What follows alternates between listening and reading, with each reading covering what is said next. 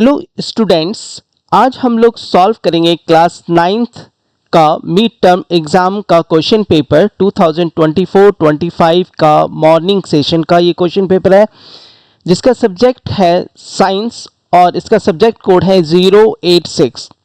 तो ये question paper करने से पहले कुछ इंस्ट्रक्शन आप समझ लो। ये 3 आवर्स का पेपर होगा और मैक्सिमम 80 मार्क्स का होगा। ठीक है, अब इसमें क्या है, इसमें 5 सेक्शन होंगे आपको। 5 sections in the sense section A, section B, section C, section D and section E.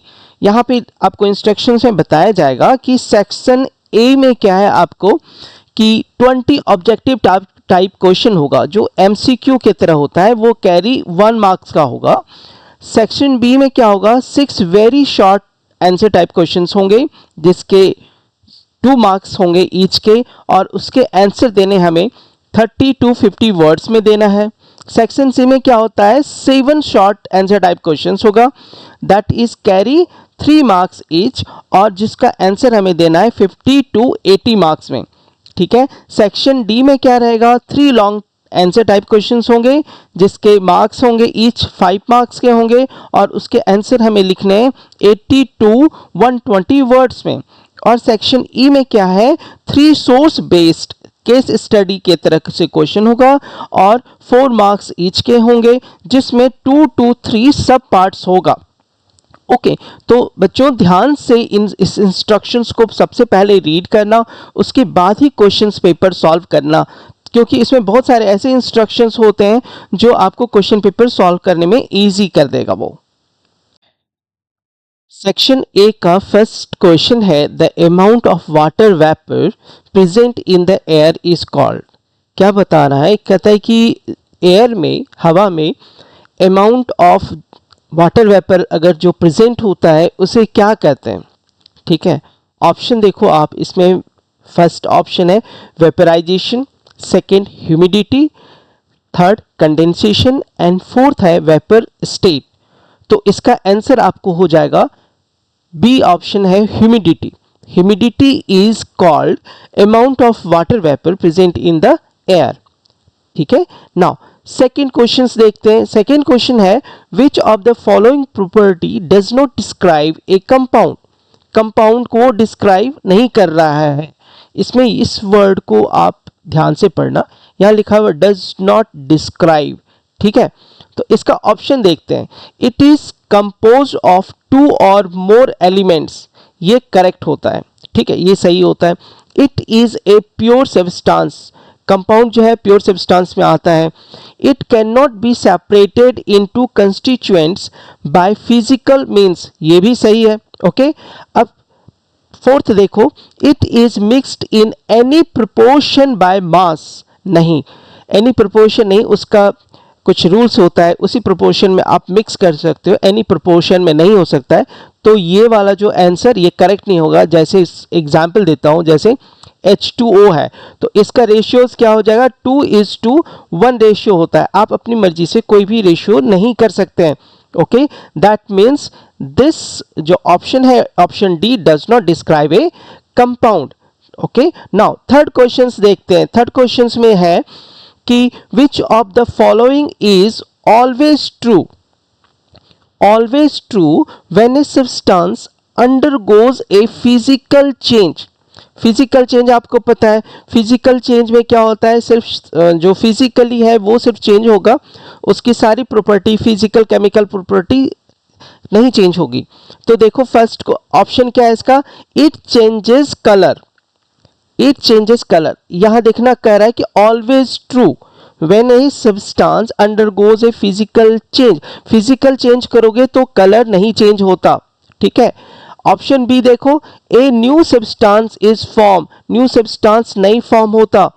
C, it boils, नहीं, बिना गर्म किए कैसे बॉयल हो जाएगा।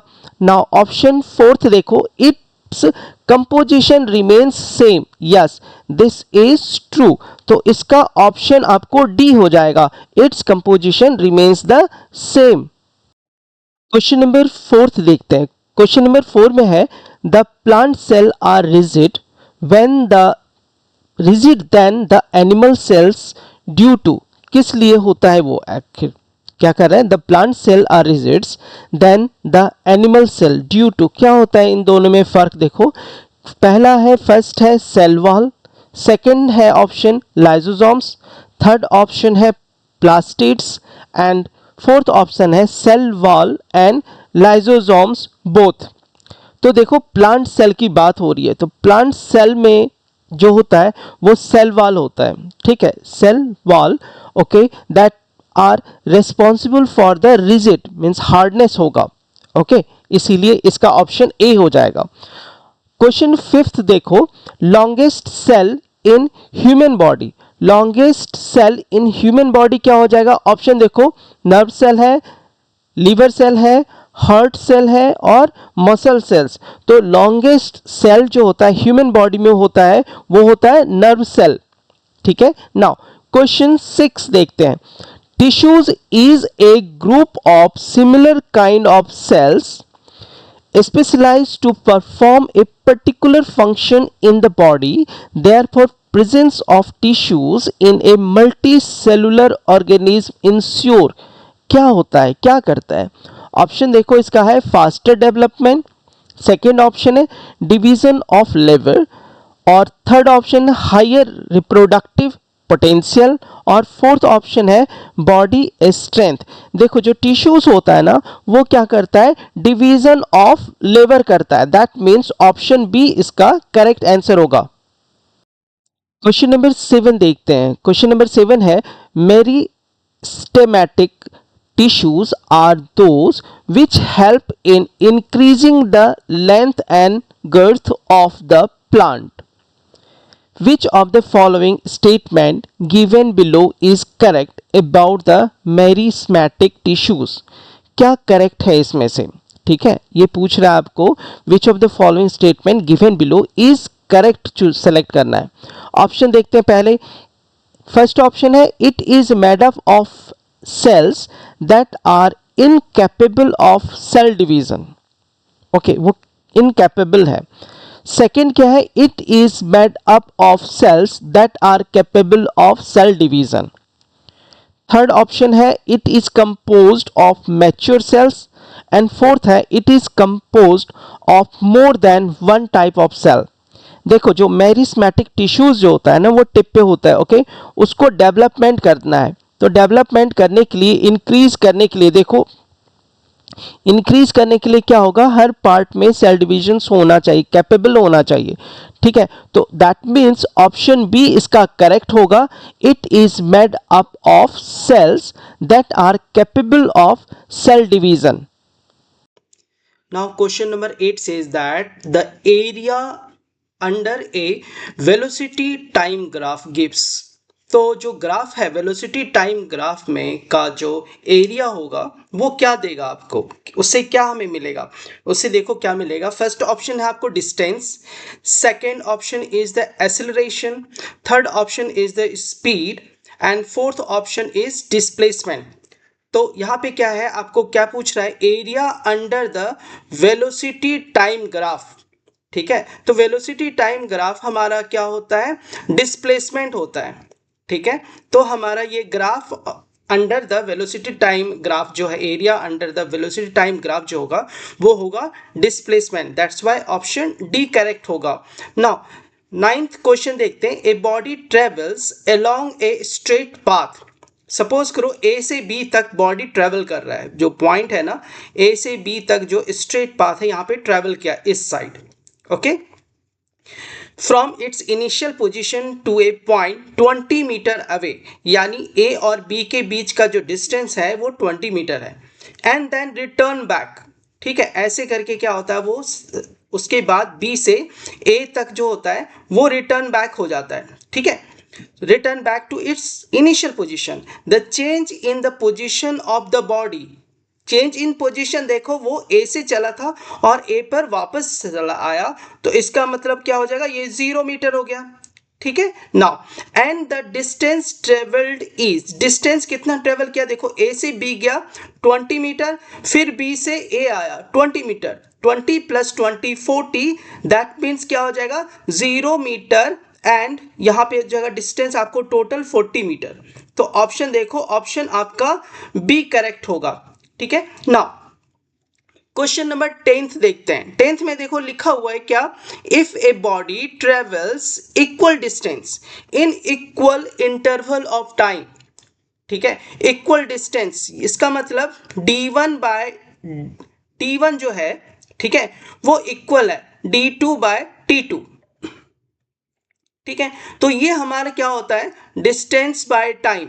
Distance by time is equal to speed होता है। ठीक है, तो यहां पे क्या हो जाएगा, और speed that is called velocity बोल सकते हैं।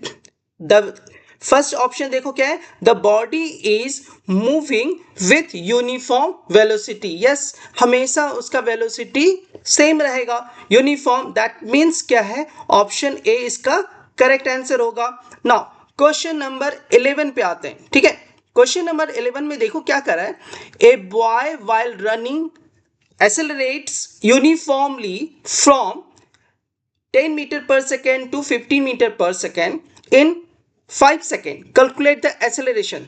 देखो यहां पे क्या है, ये u है और ये आपका v हो गया। u कितना हो गया, 10 मीटर पर सेकेंड इनिशियल वेलोसिटी, और v हुआ फाइनल वेलोसिटी 15 मीटर पर सेकेंड, और टाइम कितना लगा रहा है वो, t is equal to 5 second. तो एक्सेलरेशन का फॉर्मूला लिखेंगे, a is equal to v minus u divide by t।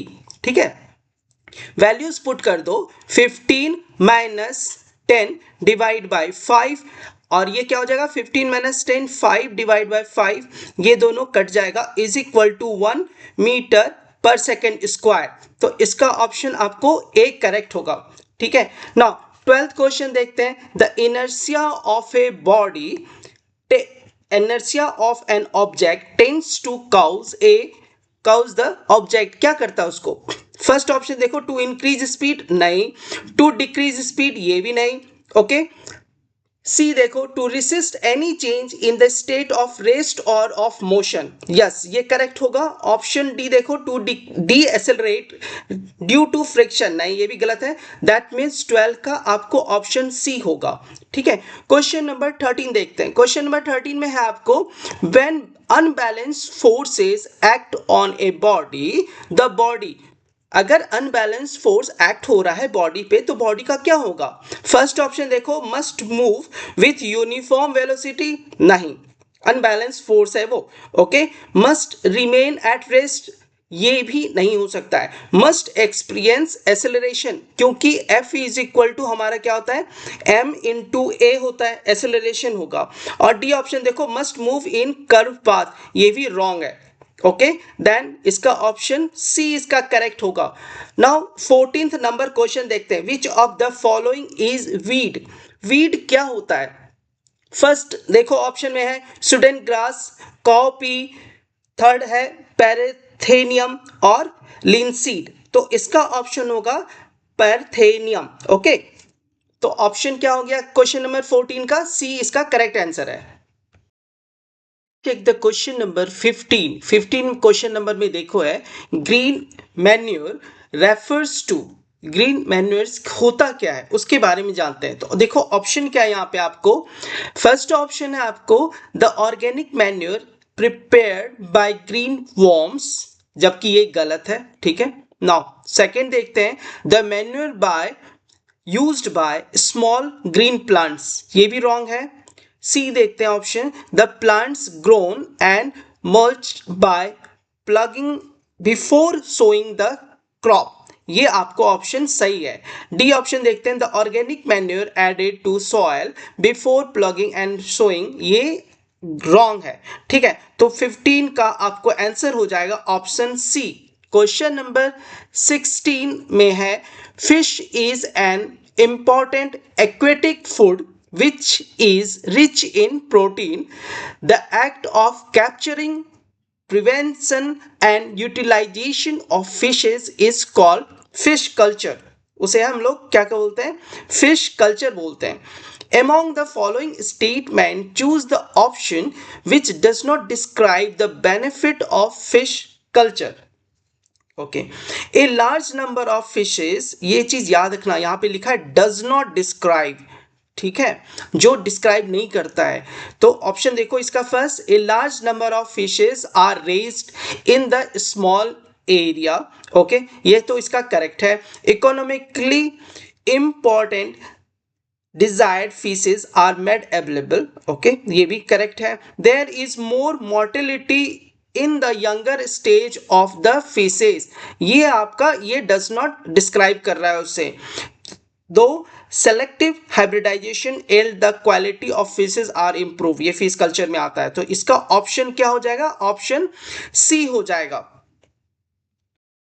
Question number 17 to 20 are assertion and reasoning based questions है। ओके, उसका देखो आपको यहाँ पर क्या है कि answer these questions selecting the appropriate option given below. ठीक है, कुछ ऑप्शंस है उसको सेलेक्ट करना है उस चीज के लिए।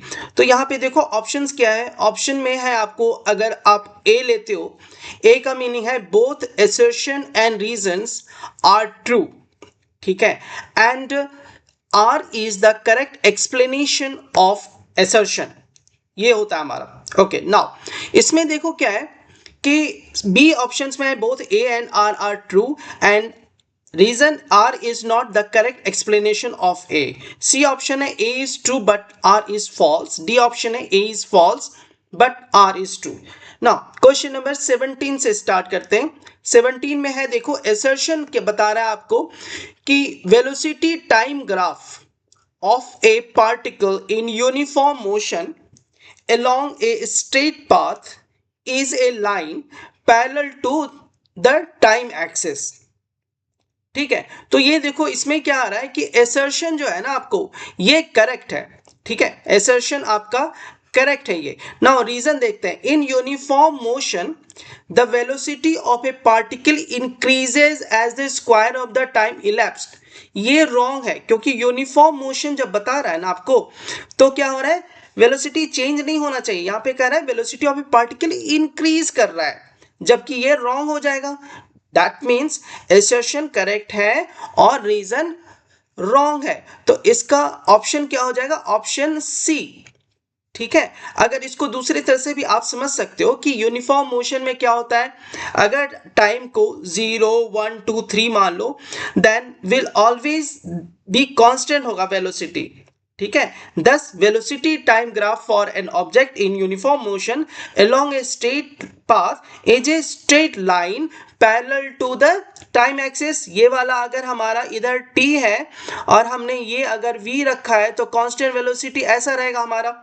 ठीक है, नाउ क्वेश्चन नंबर 18 देखते हैं। क्वेश्चन नंबर 18 में क्या बोल रहा है कि assertion जो है आपको वो बता रहा है कि एक क्विक कॉलिजन, ठीक है, कॉलिजन मतलब टकराना, एक quick collision between two bodies is more violent than a slow collision even when the initial and the final velocities are identical।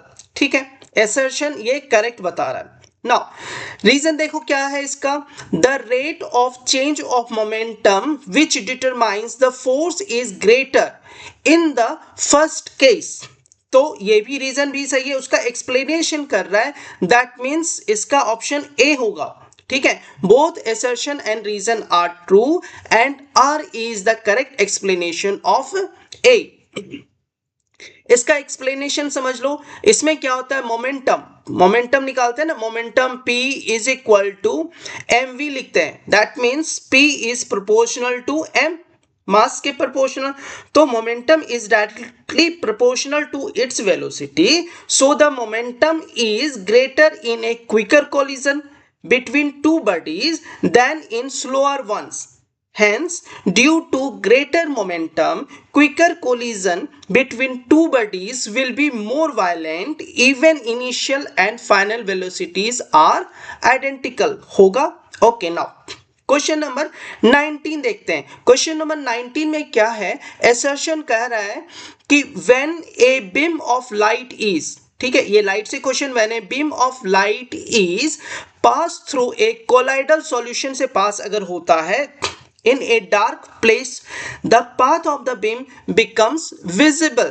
तो assertion करेक्ट है। यहाँ पे रीजन देखते हैं, light gets scattered by the colloidal particle. Yes, reason सही है, उसका reason correct है, तो इसका ऑप्शन ए होगा. That means both assertion and reasons are true and reason is the correct explanation of assertion.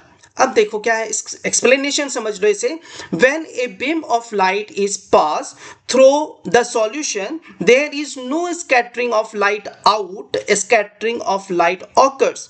When it is pass through a colloidal solution से अगर होता है, this effect is called Tyndall effect. आप लोगों को पता होगा Tyndall effect. Okay, due to the scattering of light by colloidal particle, the path of the light gets illuminated. That means क्या है, जो इसका हो जाएगा 19 का, both assertion और reason इसका सही रहेगा. 20 says that 20 नंबर क्वेश्चंस देखो, उसमें लिखा हुआ है क्या, assertion है all non living things composed of cells. All non living things are composed of cells, जबकि सिर्फ लिविंग वाला जो होता है ना, लिविंग जो थिंग है वो कंपोज्ड ऑफ सेल होता है. ठीक है, इसका मतलब क्या है, एसर्शन आपका रॉन्ग है. ठीक है, रीजन देखो, cell is the basic unit of living things. Yes, this is correct. ठीक है, तो इसमें क्या है, एसर्शन सही है और रीजन जो है वो गलत है, तो इसका ऑप्शन आपको डी हो जाएगा. That means assertion is false but reason is true. Question number 21 says that why does mitochondria have largely folded inner membrane. माइक्रोकॉन्ड्रिया में लार्जली ज्यादा से ज्यादा फोल्डेड इनर मेम्ब्रेन क्यों होता है. ठीक है, तो इसका रीजन देखते हैं क्या होता है. रीजन है, the inner membrane of mitochondria is folded to increase the surface area, ताकि उसका सरफेस एरिया बढ़ जाए. Okay, these folds called cristae allow for more space for the reactions of cellular respiration to occur. More surface area equates to more space for these processes, allowing the cell to produce more energy in the form of ATP.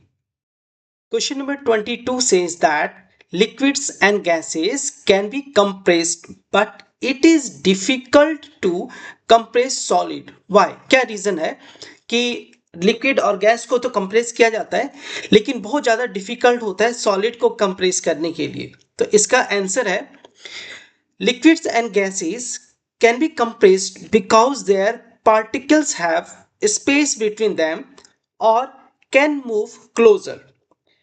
Solids cannot be compressed easily due to tightly packed particles with almost no space between them. Question number 23 says that why do people perspire a lot on a hot humid day.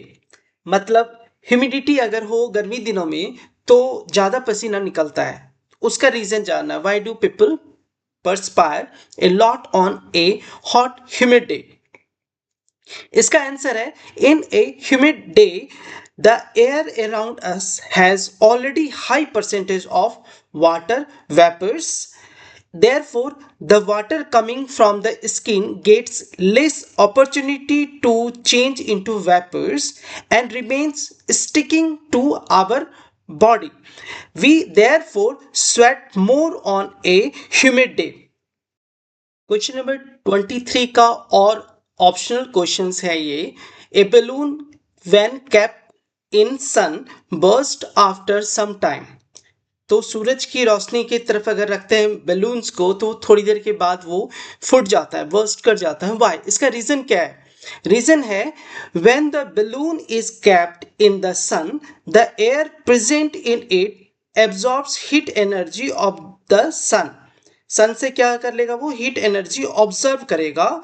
The kinetic energy of gaseous particle inside the balloon also gets increased and the balloon expands. Balloon क्या होगा, बढ़ना शुरू कर देगा. It will continue to expand, धीरे धीरे ज्यादा बढ़ना शुरू कर देगा. And there will come a stage, कोई एक स्टेज आएगा when the balloon will burst. Question number 24 says that state any two properties of colloidal solution. इसमें क्या कह रहा है कि कोई भी दो प्रॉपर्टी बताना है कोलाइडल सॉल्यूशन का।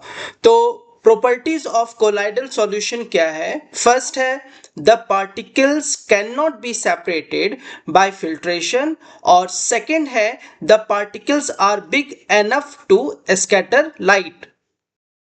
क्वेश्चन नंबर 25 का फर्स्ट पार्ट है an object moves on a circular path of radius R, calculate the distance and displacement when it completes a half revolution। Half revolution जब कंप्लीट करेगा तो हमें distance और displacement बताना है। ठीक है, तो इसको कैसे हो जाएगा? ये होगा the object will move from the left side of the given diameter to the right side. इसका क्या करते हैं, फिगर ड्रॉ कर लेते हैं। कुछ इस तरह का फिगर होगा, डी फॉर डायमीटर और आर फॉर रेडियस मान लेते हैं। तो डिस्टेंस क्या होगा? Distance is equal to total path length लेंगे। टोटल पाथ लेंथ क्या होगा यहाँ पे? Half of the perimeter of the circle and that is equal to 2 pi R. Perimeter divide by 2, तो दो दो कट जाएगा तो पाई आर बचेगा। ओके, ये हमारा क्या हो गया? डिस्टेंस निकल गया। अब डिस्प्लेसमेंट निकालना है। फॉर हाफ सर्कल के लिए क्या हो जाता है? Displacement is equal to shortest path length होगा, वो कितना होता है? डायमीटर के बराबर। और डायमीटर क्या होगा? डी, सपोज क्या हमने diameter is equal to 2r, तो 2r क्या हो जाएगा हमारा? Displacement. Question number 25th question का सेकंड पार्ट है ये, y is motion in a circle with constant speed called accelerated motion. क्यों कहते हैं इसे? आंसर है when the object moves in A circular path with uniform speed it means that its magnitude of velocity does not change, only its direction changes continuously, hence it is considered as uniformly accelerated motion। Question number 25 का ये optional question है और question है। First part इसका क्या है देखते हैं इसे। Under what conditions is the magnitude of the average velocity of an object equal to its average speed? वो कौन सा कंडीशंस होगा जिसमें magnitude of average velocity equal हो जाएगा एवरेज स्पीड के? तो देखो इसका आंसर है the magnitude of average velocity of an object is equal to its average speed under the following conditions. वो सारी कंडीशंस क्या है उसमें? फर्स्ट कंडीशन है when the total distance travelled by the object is equal to the displacement. और दूसरा condition क्या है? When the object travels in a straight line और along a single path. Okay, clearly defined उसे path बोलते हैं। ठीक है, क्वेश्चन नंबर 25 का और ऑप्शनल क्वेश्चन है, सेकंड पार्ट है what does the path of an object looks like when it is in uniform motion? अगर वो यूनिफॉर्म मोशन में होगा तो उसका पाथ कैसा होगा ऑब्जेक्ट का? ओके, तो आंसर उसका when an object is in uniform motion its path is typically a straight line। एक straight line होगा। This is because the object moves at a constant speed without changing directions। Question number 26 says that what is the momentum of a body of mass 200 gram moving with a velocity of 15 meter per second? ठीक है, इसका momentum निकालना आपको। तो हमें पता है कि the momentum of a body is calculated using the formula P is equal to mv, where P is the momentum, m is the mass and v is the velocity. अब देखो गिवन में क्या क्या दिया हुआ है हमारा, यहाँ मास दिया हुआ है 200 ग्राम एंड वेलोसिटी दिया है 15 मीटर पर सेकेंड। तो then momentum P is equal to क्या हो जाएगा? ठीक है, जो ग्राम में दिया हुआ है मास उसको क्या करेंगे? केजी में कन्वर्ट करेंगे। तो 200 ग्राम को केजी में कन्वर्ट करोगे तो डिवाइड करना होगा 1000 से, जिसकी वैल्यू आ जाएगी 0.2 केजी मल्टीप्लाई 15 मीटर पर सेकेंड। ठीक है, उसके बाद इज इक्वल टू क्या हो जाएगा? दोनों को मल्टीप्लाई करोगे तो हो जाएगा 3 केजी मीटर पर second. Therefore, the momentum of the body is 3 kg meter per second. Question number 27 says that list any 3 management practices while designing a shelter for cattle. जब हम shelter for cattle बनाते हैं तो क्या क्या 3 main points को हमें याद रखना है, वो चीज समझ लो इसमें. ये क्या है कि इसका आंसर हो जाएगा आपको these are the major 3 management practices while building up a shelter for cattle. First point उसका है make sure the shelter is suitable for all season as in it a super ventilated in summer, warm in winter and so on.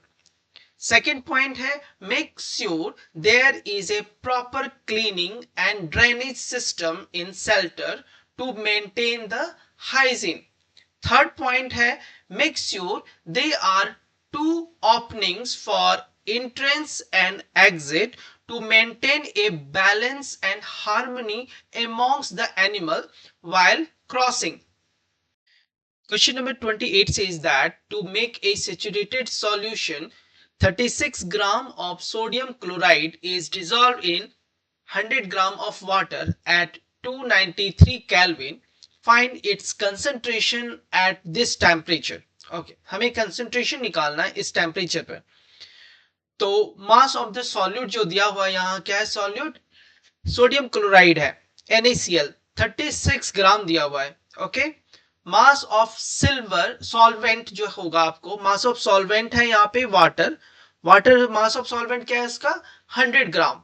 उसके बाद है percentage by mass, ये formula है percentage by mass निकालने के लिए, mass of the solute divide by mass of solution multiply by 100. यहाँ पे हम जो वैल्यूज गिवन है उसे सब्स्टिट्यूट करना है. तो देखो देयरफॉर कंसंट्रेशन ऑफ सॉल्यूशन क्या हो जाएगा आपको, मास ऑफ सॉल्यूट 36 ग्राम है और मास ऑफ सॉल्वेंट 100 ग्राम है. तो मास ऑफ सॉल्यूशन है, देखो मास ऑफ सॉल्यूशन क्या होता है, mass of solute plus mass of solvent, दोनों को ऐड करने से नीचे 100 प्लस 36 दोनों को ऐड करने से देखो क्या हो जाए into 100 is equal to 26.47%. Okay, question number 28 का और ऑप्शनल क्वेश्चन है ये. इसमें पूछ रहा है आपको hydrogen is a combustible gas and oxygen is a supporter of combustion. Water contains both hydrogen and oxygen but it is used to extinguish fire. Explain. क्या कर रहा है कि हाइड्रोजन जो है वो क्या होता है, कंबस्टिबल गैस है, बहुत जल्दी आग लगता है उसमें, और ऑक्सीजन क्या है, सपोर्टर ऑफ कंबशन, किसी भी कंबशन में ऑक्सीजन चाहिए. अब क्या कर रहा है, वाटर क्या है, वाटर दोनों कंटेन्स करता है, हाइड्रोजन और ऑक्सीजन, लेकिन वाटर को हम लोग क्या इस्तेमाल करते हैं, आग को बुझाने के लिए, एक्सटिंग्विश फायर के लिए यूज करते हैं. एक्सप्लेनेशन देना है तो आंसर हो जाएगा इसका, आंसर क्या है, hydrogen and oxygen are elements have their characteristics properties. जब हाइड्रोजन और ऑक्सीजन अलग अलग होता है तो वो दोनों एलिमेंट्स हैं और दोनों अपनी अपनी कैरेक्टरिस्टिक्स प्रॉपर्टीज रखता है.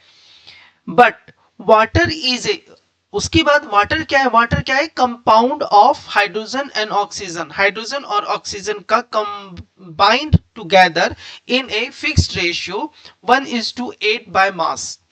ठीक है, इस तरह से हाइड्रोजन और ऑक्सीजन को मिलाने से जो बनेगा वाटर वो कंपाउंड बन गया. ठीक है, अब क्या करते हैं, the properties of a compound are entirely different. Properties of the compound जो होता है entirely different from those of its constituents atoms from which it is formed. Therefore water has its own property. अब water का कुछ अलग property हो जाएगा which helps to extinguish fire, जो कि आग बुझाने का काम आता है. Question number 29 says that mention one function of each of the following. Tendons. Tendons का क्या हो जाएगा, टेंडेंस का होगा, tendons connect muscles to bone allowing for the transfer of force and movement. Second है कार्टिलेज.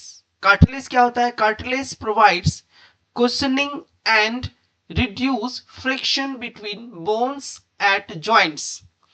थर्ड है ligament. Ligament connects bones to other bones, providing stability and support to joints. Question number 30 says that obtain a relationship for the distance traveled by an object moving with a uniform acceleration in the interval between 4th and 5th second. तो देखो इसका concept क्या है.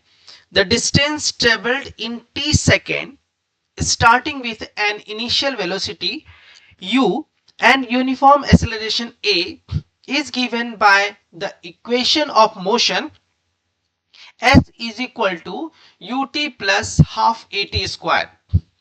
Now the distance travel in 5 second, उसको हम लोग लिखते हैं s5 is equal to वो वैल्यू सेकेंड t की वैल्यू 5 पुट कर दो इस इक्वेशन में, तो ये कितना हो जाएगा आपको 5u प्लस 25/2a. ठीक है. नेक्स्ट क्या है, the distance travelled in 4 second s4 is equal to, यहां भी t की वैल्यू 4 पुट कर दो, इसकी वैल्यूज आ जाएगा आपको 4u plus 8a. Now the distance travelled in the interval between 4th and 5th second. ठीक है, 4th सेकेंड और 5th सेकेंड के बीच का निकालना है, तो डिफरेंस होगा s5 minus s4 is equal to जो आया था हमारा उसको जस्ट माइनस कर देंगे. माइनस करने से हमारा ये आंसर आ जाएगा आपको u प्लस 9/2/a. देन इसमें कह सकते हैं कि the relationship for the distance travel bye the object between 4th and 5th second is u plus 9/2a. Question number 31 says that a body of mass 5 kg starts and rolls down 32 meter of an inclined plane is 4 second. उसको इतना time लगा है. Find the force acting on the body. तो सबसे पहले इसमें जो given है वो लिखेंगे. गिवन u क्या है, 0 है, स्टार्टिंग फ्रॉम स्टार्ट हो रहा है, इसीलिए डिस्टेंस कितना ट्रेवल किया s is equal to 32 meter, time t is equal to 4 second और मास दिया हुआ है 5 kg. फॉर्मूला लगाएंगे using the second equation of motion, s is equal to ut plus half at square. इसमें values put करेंगे, substituting the value, s के जगह 32 put करो, u के जगह 0, t के जगह 4 और 1/2a और t के जगह 4. तो यहां से हम a निकालने की कोशिश करेंगे. तो देखो फर्स्ट वाला टर्म तो 0 है, 0 से मल्टीप्लाई करते ही 0 हो जाएगा. यहां से हम a निकाल लेंगे, a इज इक्वल टू हो जाएगा 4 मीटर पर सेकेंड स्क्वायर, यानी एक्सेलरेशन हमारा निकल गया. एक्सेलरेशन निकलते ही क्या करते हैं, according to Newton second law of motion the force F is equal to ma mass into acceleration. यहां पे कॉरस्पॉन्डिंग वैल्यूज पुट करेंगे. मास की वैल्यू है 5 kg और एक्सेलरेशन है 4 मीटर पर सेकेंड, दोनों को मल्टीप्लाई करेंगे तो कितना हो जाएगा 20 Newton. The force acting on the body is 20 Newton. Question number 32 का फर्स्ट पार्ट है, वो बोल रहा है इसमें क्या, why is endocytosis found in animals only. Endocytosis सिर्फ एनिमल्स में क्यों पाया जाता है, प्लांट में नहीं होता. ये आंसर है endocytosis is found only in animal cells because they lack a rigid cell wall allowing their fluid plasma membrane to engulf substances from the external environment to form vesicles. Plant cells with their rigid cell walls cannot perform this type of bulk transport as the cell wall would restrict the plasma membrane's ability to invaginate and engulf materials. Question number 32 का second part question है, ये क्या कर रहा है, देखो, what is the significance of pores present on the nuclear membrane. Nuclear membrane में जो पोर्स होता है उसका सिग्निफिकेंट क्या है, इंपॉर्टेंट क्या है, वो आंसर है उसका the pores on the nuclear membrane और nuclear pores are crucial for regulating the transport of molecules between the nucleus and the cytoplasm, allowing RNA and ribosomal proteins to exist and signaling molecules, lipids, and proteins like DNA polymerase to enter. This selective movement is essential for vital cellular processes, including gene expression, protein synthesis, and the overall maintenance of cellular function. Question number 33 says that differentiate between elements and compound, write any 3 points. क्या कह रहा है कि elements और compound के बीच में अंतर बताने के लिए बता रहा है. तो सबसे पहले इसका टेबल बना लेते हैं एलिमेंट्स और कंपाउंड्स का. इसमें फर्स्ट पॉइंट क्या हो जाएगा, आपको देखो, contains only one kind of atoms. Element का. कंपाउंड में क्या होता है, contains more than one kind of atoms. Okay.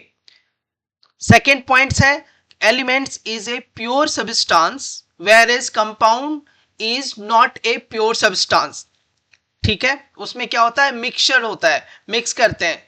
Now third point क्या है, elements can not be broken into further into simpler substances by chemical method. जबकि compounds क्या होता है, compounds can be broken down further into simpler substances by chemical methods. Example जानते हैं इसका क्या क्या है. एलिमेंट्स का एग्जाम्पल में हो जाएगा oxygen O2, hydrogen H2, sodium Na, और कंपाउंड का एग्जाम्पल्स में देखते हैं वाटर H2O, केन सुगर C12H22O11. क्वेश्चन नंबर 34 का फर्स्ट पार्ट है ये.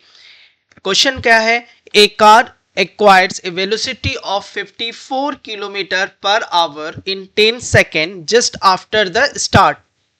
After start यानी initial velocity 0 हो गया. It takes 20 seconds to stop. 20 second के बाद वो स्टॉप हो जाता है. Okay. Find the ratio of acceleration and retardation in these cases. ठीक है, तो इसका फर्स्ट निकालते हैं. गिवन क्या दिया हुआ है, फर्स्ट का गिवन देखो दिया है u बराबर 0, इनिशियल वेलोसिटी 0 है, और v क्या हो जाएगा 54 km/h. और इसको क्या करेंगे कि मीटर पर सेकेंड कन्वर्जन करेंगे इसको, तो हो जाएगा ऊपर 1000 से नीचे 3600 से मल्टीप्लाई करते हैं तो 1.5 मीटर पर सेकेंड हो गया, और time t is equal to 10 second है. Then acceleration a is equal to v minus u by t. यहाँ पे कॉरेस्पॉन्डिंग वैल्यूज पुट करो तो आपको आंसर आ जाएगा 1.5 मीटर पर second square.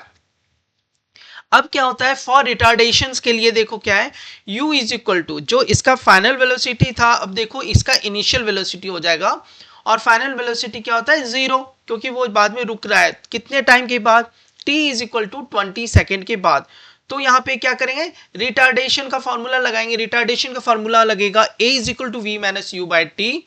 Corresponding value put करो आप, तो आपको आंसर आ जाएगा is equal to minus 0.75 meter पर सेकेंड स्क्वायर. ब्रेक लगाया गया तो ये नेगेटिव आएगा, रिटार्डेशन है इसीलिए. अब क्या पूछ रहा है, find the ratio of acceleration and retardation. तो ratio of acceleration and retardation, acceleration और रिटार्डेशन का रेशियो लिखेंगे. तो एक्सेलरेशन का रेशियो है वैल्यू 1.5, रिटार्डेशन का वैल्यू मैग्नीट्यूड लेना ओनली 0.75. तो दोनों का रेशियो करोगे ना तो रेशियो 2 आ जाएगा. क्वेश्चन नंबर 34 का सेकेंड पार्ट है differentiate between distance and displacement, right 2 points. ठीक है, तो सबसे पहले इसका टेबल बना लेते हैं डिस्टेंस और डिस्प्लेसमेंट का. डिफरेंशिएशंस में देखो क्या है, डिस्टेंस क्या है, distance is the length of the actual path covered by an object irrespective of its direction of motion, whereas displacement is the shortest distance between the initial and final positions of an object in a given direction. Distance is a scalar quantity, whereas displacement is a vector quantity. Distance covered can never be negative, it is always positive or 0, but displacement may be positive, negative or 0. Now, distance between two given points may be same or different for different path chosen, but displacement between two given point is always the same. Question number 34 का और optional question है ये. इसका first part कहता है कि a car travels at a speed of 40 km per hour for 2 hours and then at 60 km per hour for 3 hours. What is the average speed of the car during the entire journey? तो पूरी journey में जो average speed है वो निकालना हमें. तो इसमें जो दिया हुआ है, सबसे पहले गिवन जो है उसे लिखना स्टार्ट करो. गिवन में क्या है? Distance travel in the first part of the journey पहले निकालेंगे. तो डिस्टेंस का फॉर्मूला होता है distance d1 is equal to speed into time. Speed दिया हुआ है फर्स्ट पार्ट में 40 किलोमीटर पर आवर्स इनटू 2 आवर्स. जैसे करोगे तो मल्टीप्लाई करोगे 40 इंटू 2 80 किलोमीटर आ गया. नाउ अब क्या करते हैं? Distance travel in the second part of the journey, उसमें क्या है हमारा d2 is equal to speed into time. अब क्या हो रहा है? स्पीड हो रहा है 60 किलोमीटर पर आवर और टाइम लग रहा है 3 hours. 60 into 3 180 kilometres. Okay, now अब क्या करते हैं? टोटल डिस्टेंस ट्रेवल निकालते हैं. तो क्या हो जाएगा? d1 plus d2 is equal to 80 kilometers plus 180 kilometer is equal to 260 kilometer. Okay, उसके बाद है total time taken for the journey. t1 plus t2 is equal to 2 hours plus 3 hours is equal to 5 hours. Now average speed का formula लगाएंगे यहाँ पे. Average speed का formula क्या होता है? Total distance travel by time taken. ठीक है, तो d1 plus d2 divide by t1 plus t2 that gives 260 by 5 और डिवाइड करने से आ जाएगा 52 kilometer per hour. That means the average speed of the car during the entire journey is 52 kilometers per hour. Question number 34 का और optional question है जिसका second part है the speed of the satellite can be calculated by determining the total distance traveled in one revolution and dividing it by the time taken for that revolution. तो देखो, जो हम यहाँ पे speed निकाल रहे हैं तो उसका टाइम टेकन कितना हो जाएगा? आपको यहाँ पे टाइम हो जाएगा 24 आवर्स में वो चक्कर लगाता है उसका. ठीक है, अब इसको क्या करेंगे? सेकंड में कन्वर्ट करेंगे. सेकंड में कन्वर्ट करने के लिए 3600 से मल्टीप्लाई करते हैं तो हमारा आंसर आएगा 86400 सेकंड. ये क्या है? Time taken. ठीक है, उसके बाद निकालेंगे कि कितना distance circumference of a circular orbit, क्योंकि वो सर्कल में घूम रहा है तो वो होता है पेरीमीटर के बराबर. Perimeter c is equal to 2πr होता है where r is the radius. अब इसमें क्या करते हैं? कॉरेस्पॉन्डिंग वैल्यूज पुट करना शुरू करते हैं. देखो c इज इक्वल टू क्या आ जाएगा? 2 इंटू पाई इंटू ये कितना है? 42250 किलोमीटर्स. ठीक है, तो ये अर्थ का रेडियस हो गया. ओके, नाउ अब इसको जब मल्टीप्लाई करते हैं तो आपका आ जाएगा 265571.42 किलोमीटर्स. इतना होने के बाद क्या करेंगे कि स्पीड निकालेंगे. स्पीड क्या होता है? फॉर्मूला होता है उसका total distance travel means circumference जो होगा bye time taken for one revolution. एक रिवोल्यूशन में कितना टाइम लगेगा उसको. तो उसको जब निकालेंगे तो ये जो वैल्यूज आया है हमारा कैलकुलेटेड उसकी वैल्यू सब्स्टिट्यूट करेंगे तो उसका अप्रोक्सीमेटली जो वैल्यू आएगा 3.0737 किलोमीटर पर सेकेंड.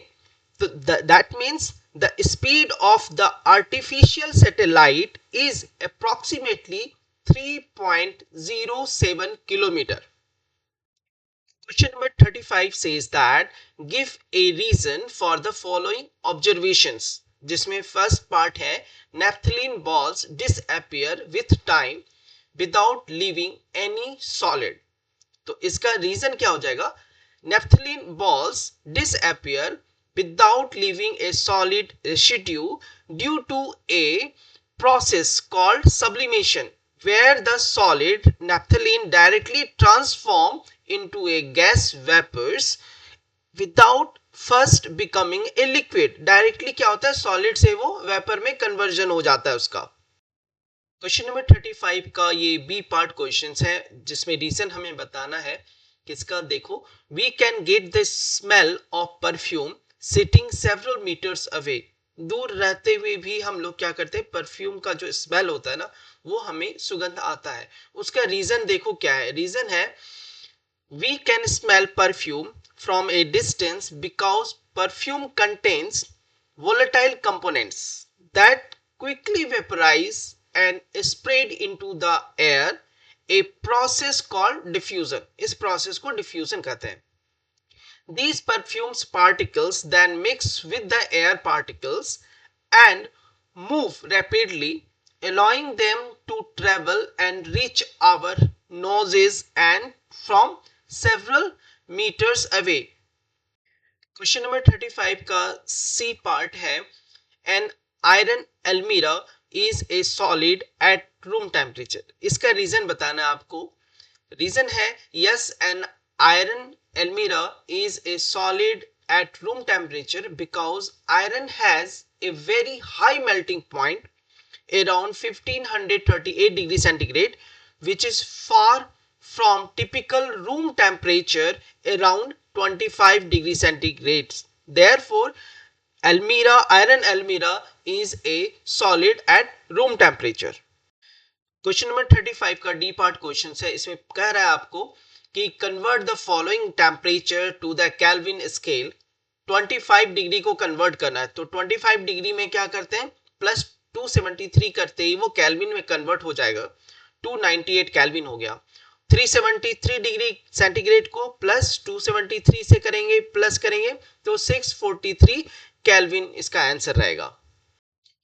क्वेश्चन नंबर 35 का और ऑप्शनल है जिसमें फर्स्ट पार्ट है give two reasons to justify का क्वेश्चन है, उसमें दो रीजंस बताना है कि water at room temperature is a liquid, क्यों होता है रूम टेम्परेचर पे वो लिक्विड फॉर्म में क्यों होता है। देखो उसका रीजन है water is a liquid at room temperature because it has properties characteristics of liquid such as possessing a fixed volume but no fixed shape, allowing it to take the shape of the its container। पहला reason हो गया। Additionally waters boiling point जो है 100 degree centigrade है and freezing point है 0 degree centigrade, indicate that room temperature is above the freezing point है और allowing it to exist in the liquid state। Question number 35 का और ऑप्शनल क्वेश्चन है जिसका पार्ट बी है ice at 273 Kelvin is more effective in cooling than water at the same temperature। ऐसा क्यों होता है? Then answer is ice at 273 Kelvin is more effective at cooling than water at the same temperature because it absorbs more heat from the surroundings due to its latent heat of fusion, while water at 273 Kelvin, that means 0 degree centigrade, must simply increase its temperature. Ice must first absorb their significant amount of energy to melt into water before its temperature can rise further. This absorption of latent heat from the object, its cooling, provides a much more pronounced cooling effects। Question number 35 का optional question है जिसका third part है C, we able to sip hot tea और milk faster from a saucer rather than a cup. इसका reason देखो क्या हो जाएगा। रीजन है yes, you can sip hot tea or milk faster from a saucer than a cup because the saucer's larger surface area increase the rate of evaporation, a process that cools the liquid more quickly, okay, more quickly होगा और making it safe to drink sooner। Question number 35 का और optional question का fourth part है D, convert the following temperature to the Celsius scale. देखो जब degree से kelvin convert करते हैं तो 273 273 ऐड करते हैं, और जब केल्विन से डिग्री में कन्वर्ट करेंगे तो 273 माइनस करेंगे। देखो फर्स्ट पार्ट है 293 केल्विन, इसमें माइनस करो 273 तो आपको हो जाएगा 20 डिग्री सेंटीग्रेड। सेकेंड पार्ट है 470, तो 470 में माइनस करो 273 तो आपको आएगा 197 डिग्री सेंटीग्रेड। क्वेश्चन नंबर 36 का ए पार्ट है, name two structures found in animal cells but not in plant cells. जो स्ट्रक्चर्स होगा वो एनिमल सेल में होगा बट प्लांट सेल में नहीं होगा। आंसर है two structures found in animal cells but not in plant cells are centrosomes which contains centrioles and lysosomes। दो तरह का स्ट्रक्चर्स यहां पे होता है। सेंट्रोसोम्स क्या है, are involved in cell division होता है, while lysosomes functions as the cell's garbage disposal system for waste and cellular debris। Question number 36 का बी पार्ट है, what would happen to a cell life if it does not have a Golgi apparatus। Cell life का क्या होगा अगर वहां पे Golgi apparatus absent है। Okay तो रीजंस उसका देखते हैं क्या होगा। फर्स्ट आंसर हो जाएगा a cell without a Golgi apparatus would die, वो मर जाएगा, because it would be unable to correctly process, modify, package and transport protein and lipids from the endoplasmic reticulum, leading to cellular dysfunction, a failure to form new membrane, a lack of lysosomes, and an inability to perform vital functions like waste disposal and secretion। Question number 36 का third option है सी, if you are provided with some vegetables to cook, कुछ vegetables आपको दिया जाता है उसको पकाने के लिए, you generally add salt into the vegetable। हम लोग क्या करते हैं, कुछ नमक उसमें डालते हैं। After adding salt, vegetables release water। Why? जैसे साल्ट हम डालते हैं ना तो कुछ पानी छोड़ता है, उसका रीजन क्या है समझते हैं उसे। आंसर होगा इसका, vegetables release water after salt is added because of osmosis। अब osmosis process क्या है, a process where water moves across a semi permeable membrane from an area of high water concentration to an area of low water concentration। Adding salt creates a hypertonic environment outside the vegetable cells, meaning there is a higher concentration of solutes, salt, and thus a lower concentration of water compared to the inside of the cell।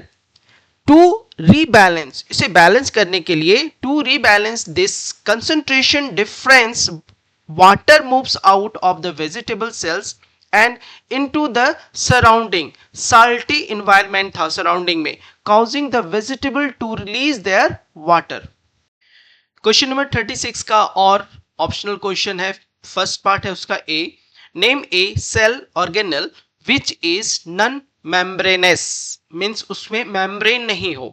ठीक है तो क्या होता है, आपको answer हो जाएगा a common non membranous cell organelle is the ribosome होता है, which is responsible for protein synthesis. Question number 36 का और ऑप्शनल क्वेश्चन है part B, what is membrane biogenesis, how is plasma membrane formed during this process। तो हमें जानना है कि membrane biogenesis क्या है और इसमें प्लाज्मा मेम्ब्रेन कैसे बनता है during this process। तो इसका आंसर है membrane biogenesis is the cellular process of synthesizing new cell membrane including the plasma membrane by creating and assembling lipids and proteins within the endoplasmic reticulum ER and Golgi apparatus। Question number 36 का और optional question है, उसका part third है C, how is bacterial cell different from onion peel? Okay, bacterial cell कैसे difference होता है onion peel के? Answer है a bacterial cell is a simple single celled prokaryotic that lack a membrane bound nucleus and other organelles, while an onion peel cells is a complex multicellular eukaryotic with a well defined nucleus and membrane bound organelles like mitochondria and a large central vacuoles. Question number 37 is a case based study type questions. उसको पहले आप details में उसको पढ़ो, फिर उसके accordingly कुछ सब पार्ट्स होते हैं क्वेश्चंस के, उसे सॉल्व करना है. तो 37 क्वेश्चन में जो इंफॉर्मेशन दिया हुआ है वो इस तरह से है. The particles in liquids are arranged in a random way and are close together, touching many of their neighbors. There are some gaps, but liquids cannot usually be compressed. The particles in a gas have enough energy to overcome the forces of attraction between the particles, so are free to move in any direction. They move quickly in straight lines, colliding with each other and the walls of their container. अब इस base पर हमें questions करने हैं. तो इसका first option वाला question है, फर्स्ट क्वेश्चन है A. What happens when an inflated air balloon is pricked with a pin? एक पिन से अगर एक फुला हुआ बैलून है उसको करते हैं तो कैसे ब्लास्ट होता है? ओके, उसके लिए रीजन बताता है. Name the property of the gaseous state exhibited by this observation. Answer इसका when an inflated balloon is pricked it deflects. पहले क्या हो जाएगा, जैसे आप उसको छेद करोगे तो क्या होगा, इट डिफ्लेक्ट्स रैपिडली और बर्स्ट. या तो वो धीरे धीरे छोटा हो जाएगा या तो बर्स्ट करेगा. Because the high pressure gas inside escapes, moving from the area of high concentration to the area of low concentration in the atmosphere. This process is an example of the property of diffusion in gases, where gas molecules spread out to intermix with other gases. Question number 37 का B part है. What happens to the rate of diffusion if the temperature is increased? अगर temperature increase होगा तो rate of diffusion पर क्या effect पड़ेगा? तो इसका आंसर देखते हैं. If the temperature is increased, the rate of diffusion also increases. ठीक है. Now, this is because higher temperature gives particles. Okay, ये क्यों होता है? Because higher temperature give particles more kinetic energy, causing them to move faster and collide more frequently. This increased and more random movement leads to a faster spread of particles from an area of high concentration to an area of low concentration.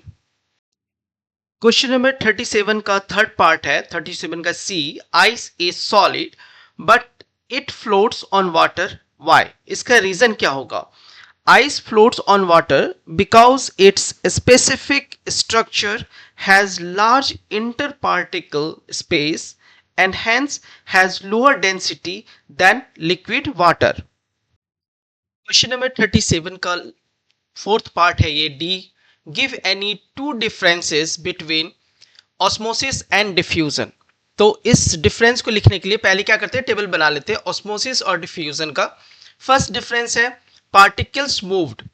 Only solvent molecules, usually water, move. But diffusion में क्या हो जाएगा? Particle moves में both solute and solvent particles can move. Second point है membrane required.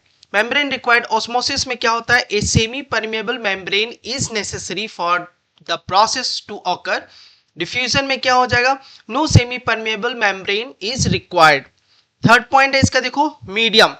Medium में देखो it can only happens in a liquid medium, but diffusion किस में होता है? It can occur in solid, liquid and gases. Question number 38 says that epithelium is layer of cells closely bound to one another to form continuous sheets covering surfaces that may come into contact with foreign substances. Epithelium occurs in both plants and animals. The cells forming an epithelial membrane are of various types. First is columnar, cubical, squamous means flattened, irregular or ciliated. Ciliated means that is with hair like projection. इस information based पर कुछ question है उसे solve करते हैं. तो इसका first question है आपको, in desert plant how does the rate of loss of water get reduced. कैसे वो रिड्यूस करता है लॉस ऑफ वाटर को. तो उसका आंसर है the cuticle is found on the epidermis of the leaf that minimizes the effect of heat and reduces the loss of water in desert plants. Question number 38 का second part question है, B part है, presence of which chemical in cork cells makes them impervious to water and gases. इसका answer है the chemical responsible for making cork cells impermeable to water and gases is suberin. Okay, suberin क्या होता है? Suberin is a waxy organic substance deposited in the cell wall of cork cells, creating a physical barrier that blocks the passage of water and gases and protect the underlying plant tissues. Question number 38 का C part है, third part.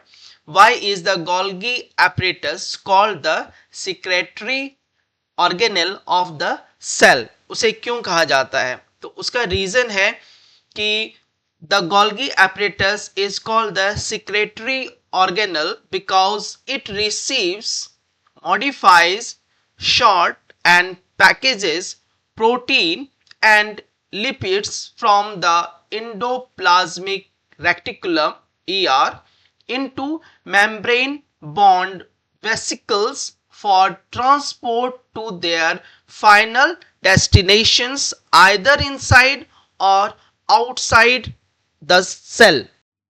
Question number 38 का fourth part है ये, D, write two functions of stomata. Stomata के दो functions को आपको यहाँ पे लिखना है. तो यहाँ पे आंसर लिखेंगे, stomata have two primary function, जिसका फर्स्ट होगा they are responsible for the exchange of gases allowing carbon dioxide to enter for photosynthesis and oxygen to exist. Second क्या है, they facilitate transpiration, the process of releasing excess water vapor from the plant. Question number 39 says that if the resultant force of all the forces acting on a body sums up to forces acting on the body are known as balanced forces. There are some examples of balanced forces and understand how the body's state of motion remains unaffected. इस information based पर हमें questions करना है. उसका first question है, देखो, name the factor on which the inertia of the body depends. Answer है the factors, किस पे इनर्शिया डिपेंड करेगा, the factors on which the inertia of the body depends is its mass.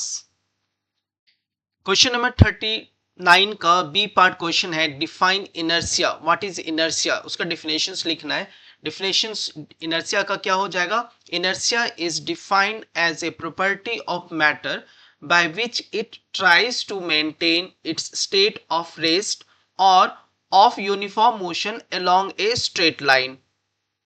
Question number 39 का third part question है, C. When a motor car makes a sharp turn at a high speed, we tend to get thrown to one side. Explain why. Reason क्या होगा इसका? When a motor car makes a sharp turn at high speed, passengers tend to get thrown to one side due to inertia. As the motor car turns, the passenger, due to inertia, tries to maintain their original directions of motion, causing them to slide or be pushed towards the outer side of the turn. Question number 39 का fourth part है, D है, why it is dangerous to jump out of a moving बस.